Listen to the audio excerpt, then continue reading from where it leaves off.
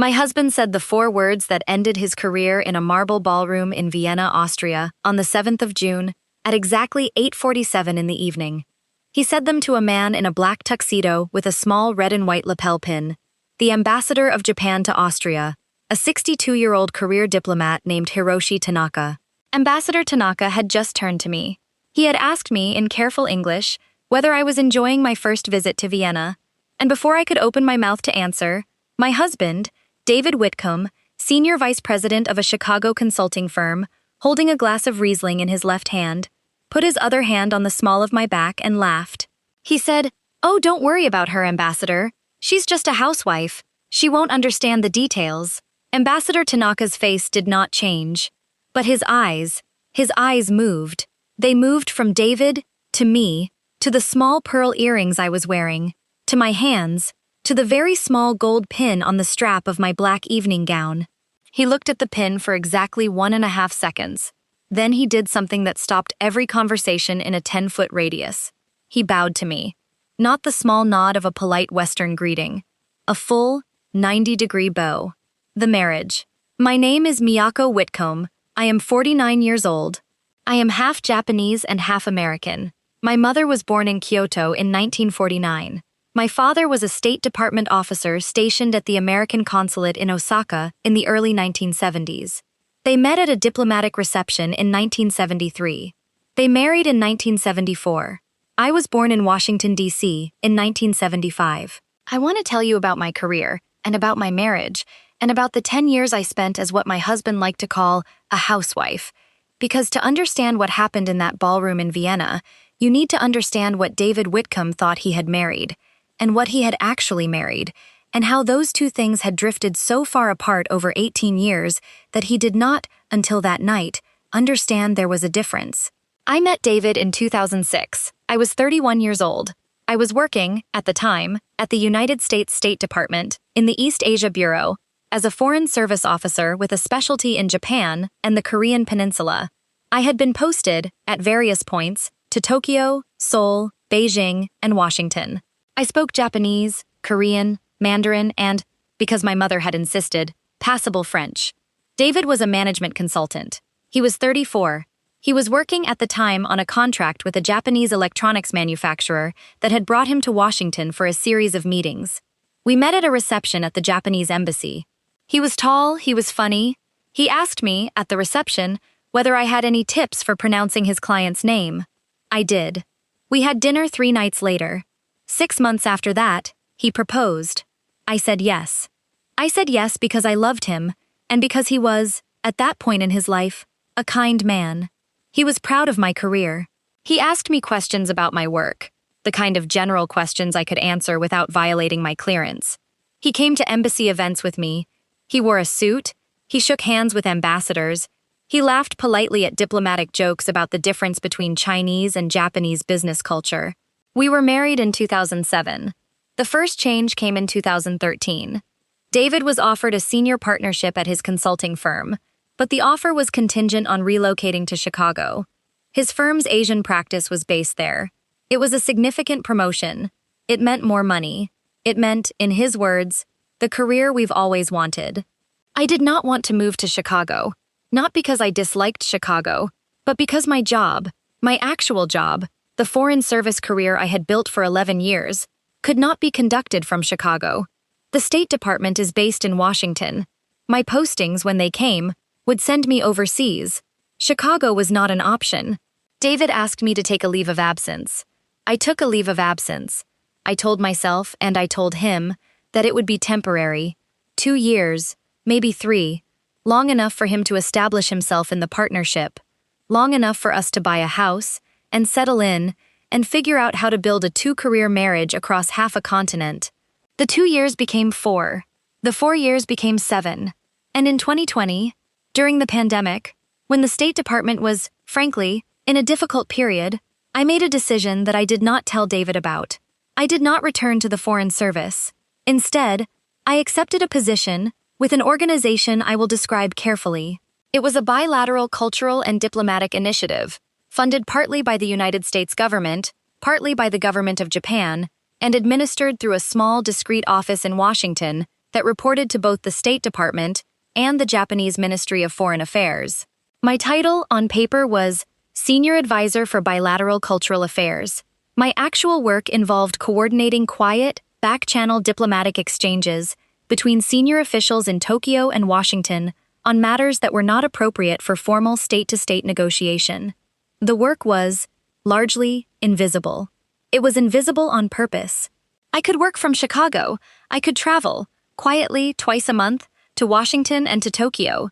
I could tell my husband, honestly, that I was doing consulting work for a small nonprofit.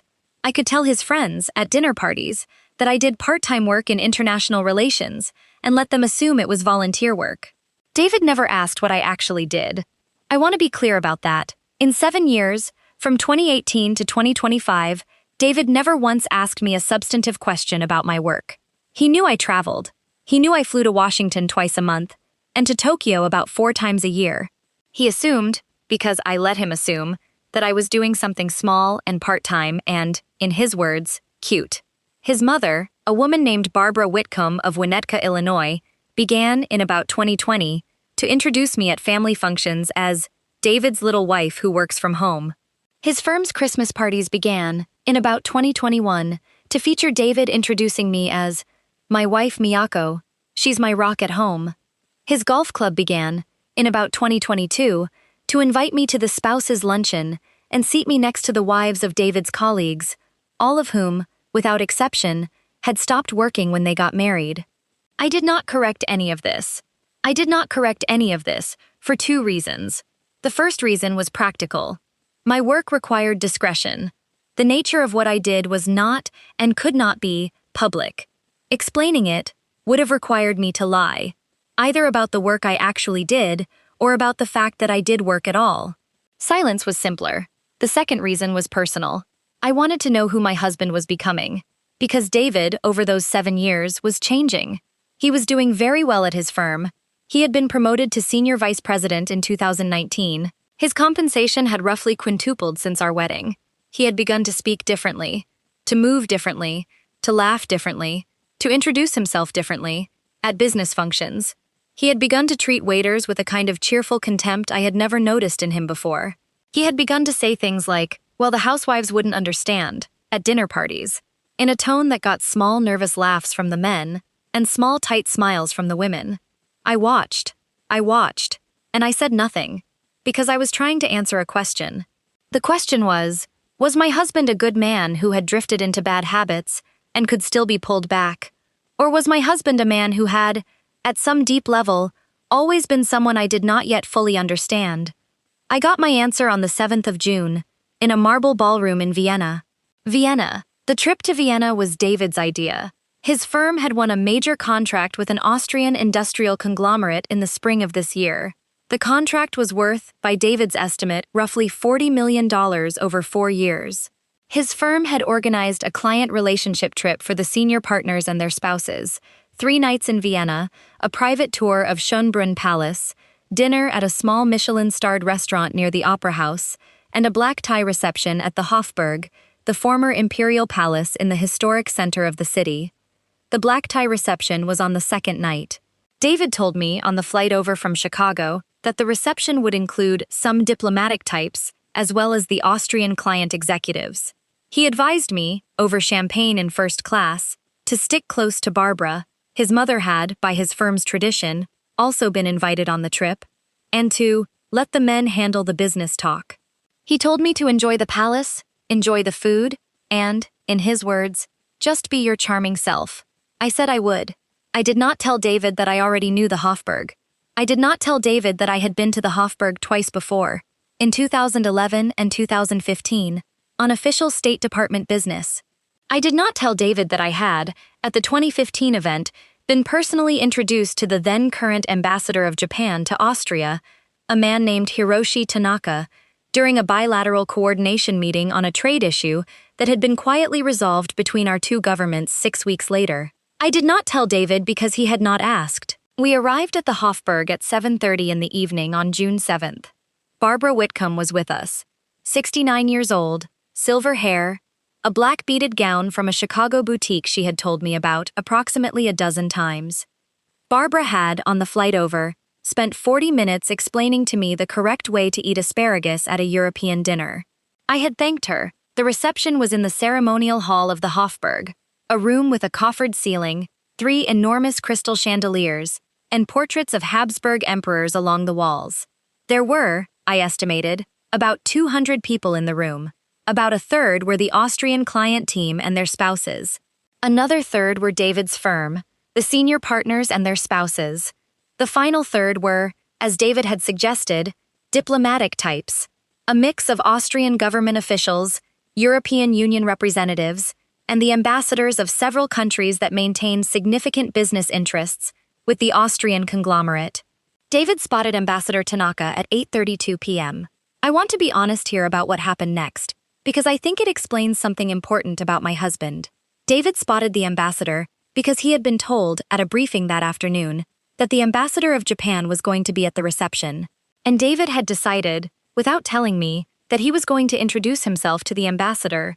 He believed, correctly, that the ambassador of Japan could be useful to his firm's Asian practice. He wanted to make an impression. He walked us across the ballroom, Barbara on his left arm, me on his right. He did not tell me who we were about to meet. Ambassador Tanaka was standing in a small group of 3. Himself, another older Asian man I did not immediately recognize, and a middle-aged Austrian woman in a green dress. David waited for a pause in their conversation. Then he stepped forward. He said, "Ambassador Tanaka, good evening.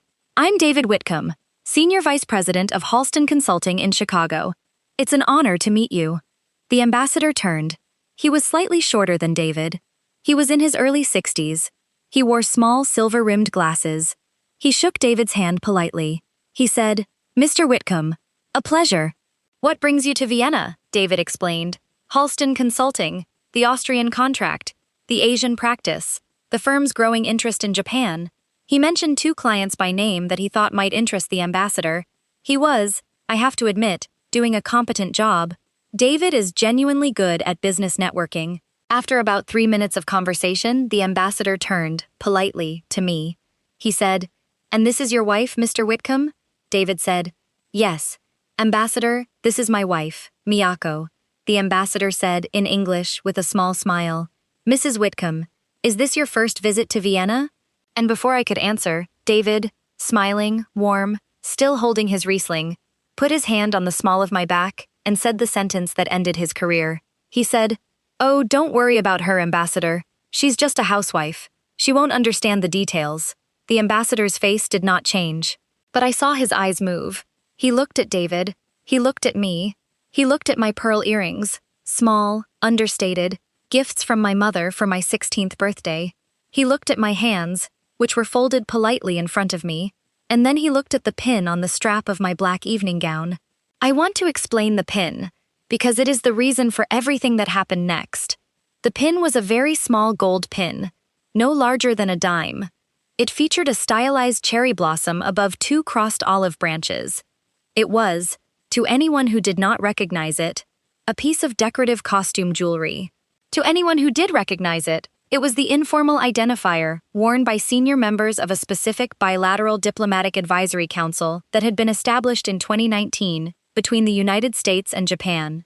There were, at any given time, 22 people in the world who wore that pin. Ambassador Hiroshi Tanaka had been the Japanese co-chair of that council from 2019 to 2022.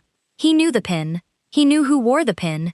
He knew, because he had personally, in 2021, sent a memorandum to Tokyo requesting the elevation of one of the American members of the council to a senior advisory role.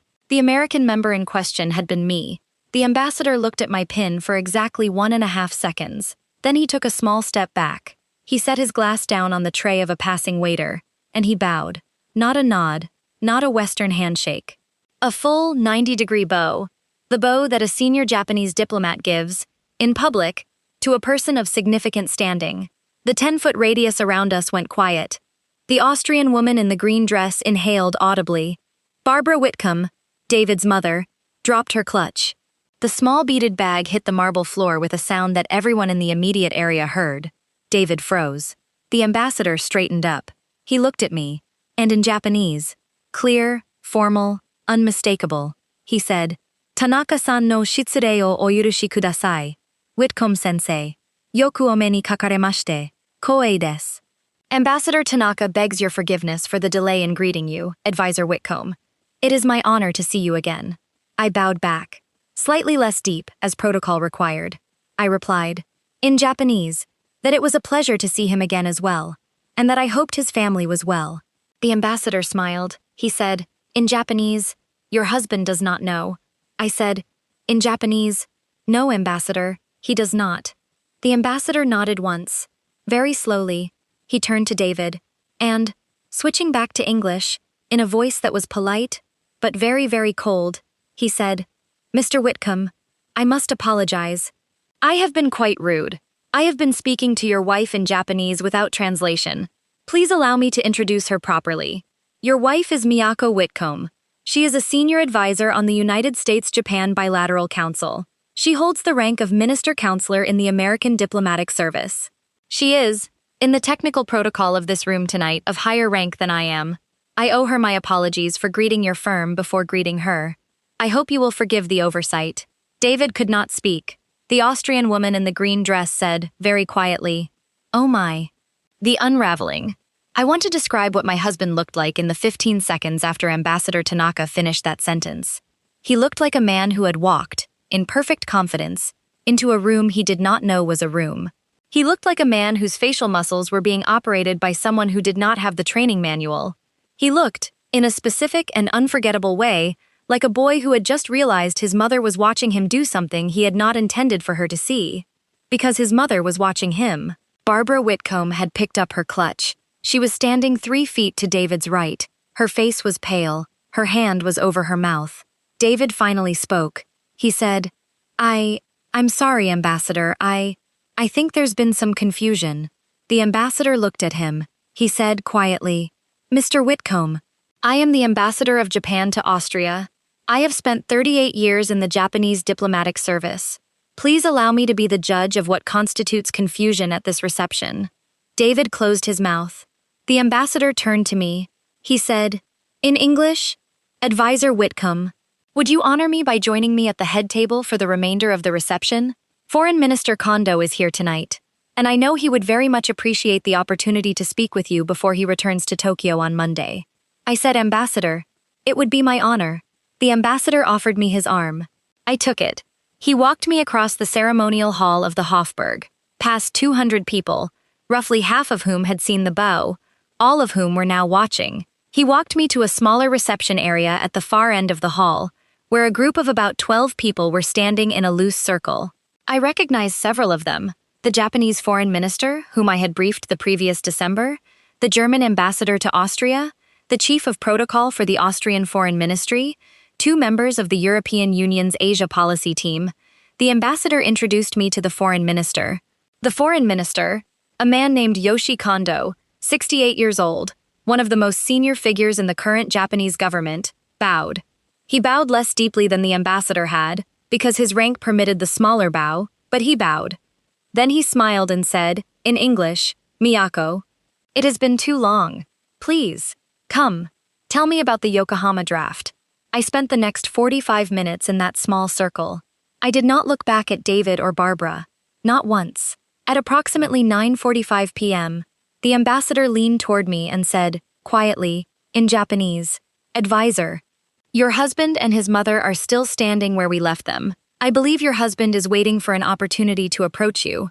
Would you like me to intervene? I said, in Japanese. No, Ambassador, I will handle it. The ambassador nodded. I excused myself from the foreign minister's circle. I walked, slowly, across the ballroom to where David and Barbara were standing. David saw me coming. He straightened his tie. He tried to smile. I did not smile back. I stopped 3 feet in front of him.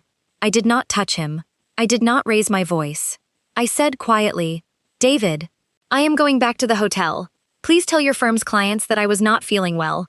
Please do not follow me tonight. I am staying at the Sacker, in the room adjacent to yours. I would like the door between the 2 rooms to remain closed until I am ready to open it. Do you understand? David said, Miyako, please. I didn't know. I said, David, that is precisely the point. I turned to Barbara.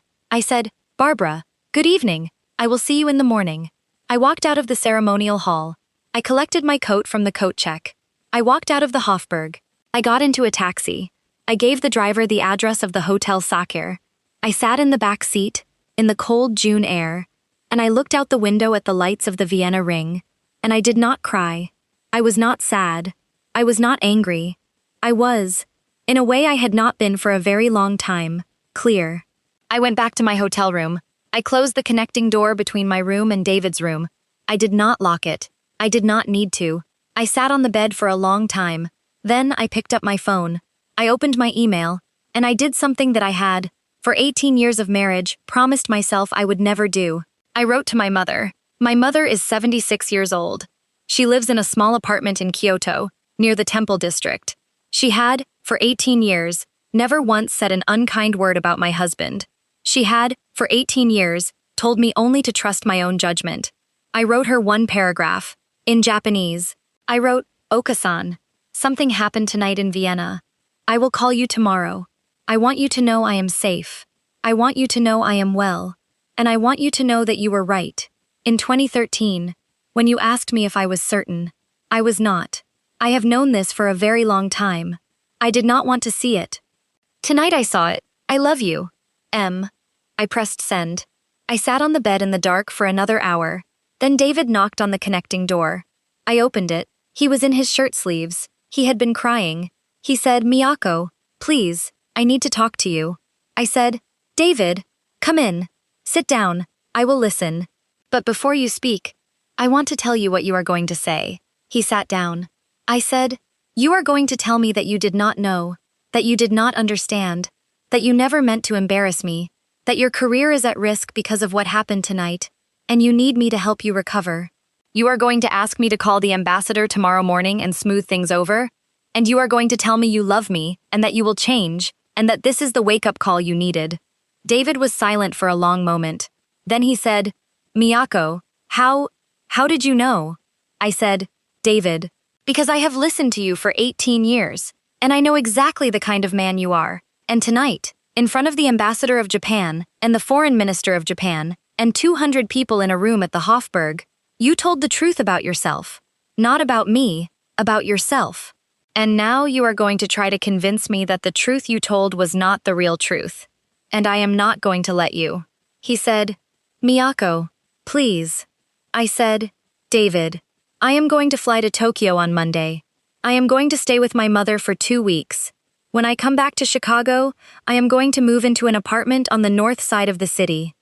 My lawyer will contact yours by the end of the month. I do not want the house. I do not want the money. I want, only, the years of my life back.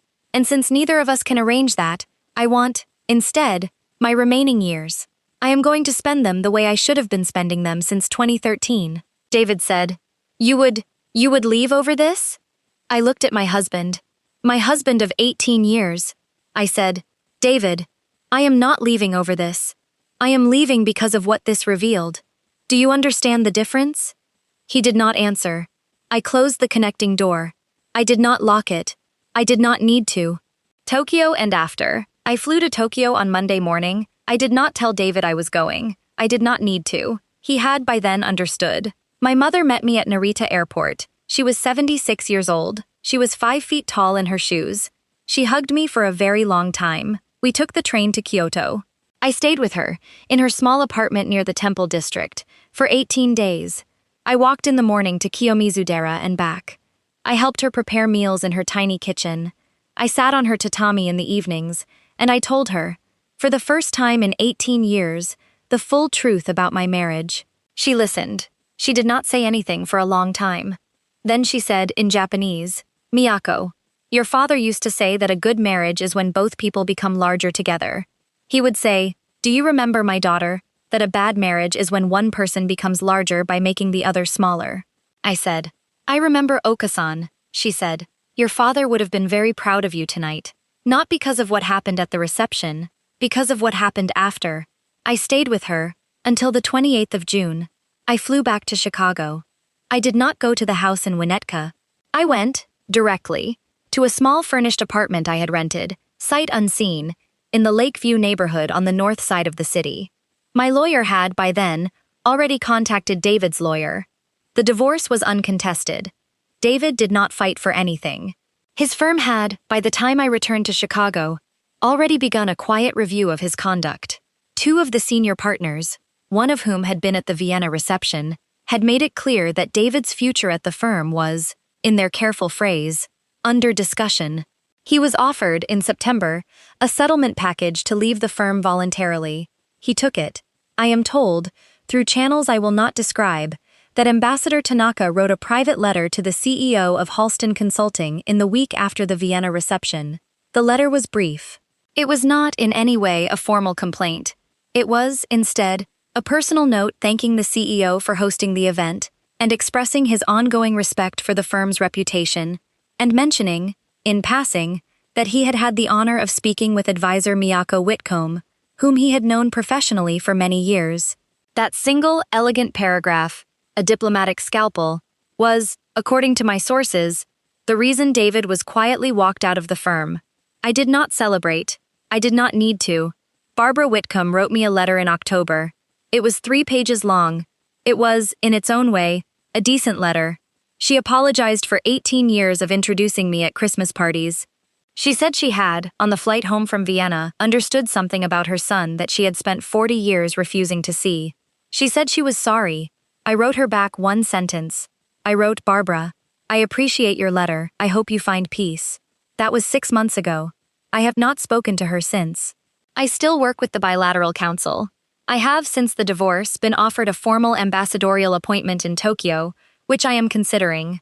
My mother has told me on our weekly phone calls that she does not want to influence my decision, but that if I moved to Tokyo, she would very much enjoy having lunch with me twice a week. I am, I think, going to accept. I still wear the small gold pin. Not always, but on days when I need to remember who I am, I put it on the collar of my blouse, where nobody in Chicago recognizes it, and where nobody needs to. Because the pin is not for them. The pin is for me. If you have ever been introduced as somebody smaller than you actually are, if you have ever stood politely in a room while the person who was supposed to love you told a stranger that you would not understand the details, I want you to leave one word in the comments below. Just one word. The language of the person your family never bothered to see. Say the word in that language. English, Spanish, Tagalog, Vietnamese, Japanese, whatever the language is. Because someone in this comment section is going to see it, and they are going to remember to introduce their own partner properly for the first time in years. And if this story reminded you that quiet dignity always outlasts loud diminishment, subscribe, because next week, I am telling you about a son-in-law who mocked a woman's cane in court. The judge read her Purple Heart citation. I'll see you there.